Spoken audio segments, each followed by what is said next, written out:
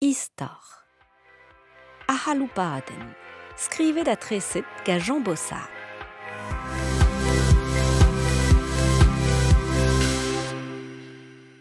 Bun dihunit. Ne c'hortozomp ket ar gliz. Arabat tapout dale. Hiou, ma an de.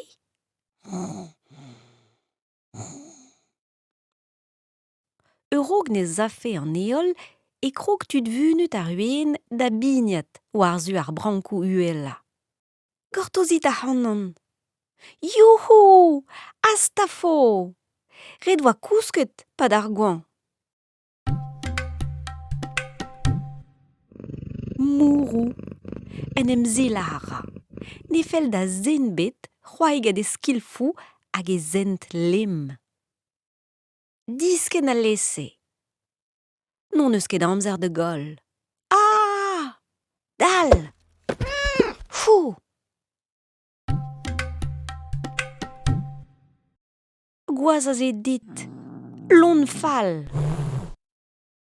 Ha tapout a rin anezho bun gava hentig kuz. Hag un tammig dangerus. Kwede kistinik lamchouk e ben, me doa ret en deus e poan. Ha tapout a ray an dale, a drug a ret un hent an vet gantañ hep ken.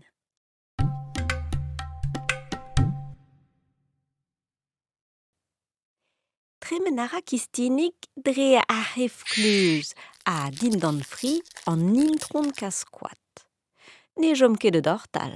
Hop, hop! Salut dit, ne ran nemet tremen. Arabat dibia c'hannon, goudrez.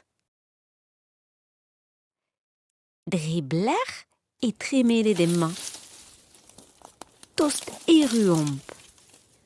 Na rit ket kemen a drouz. Piv eo an ni kentañ brem? Men ivez. Piv a c'hounezo a redadeg.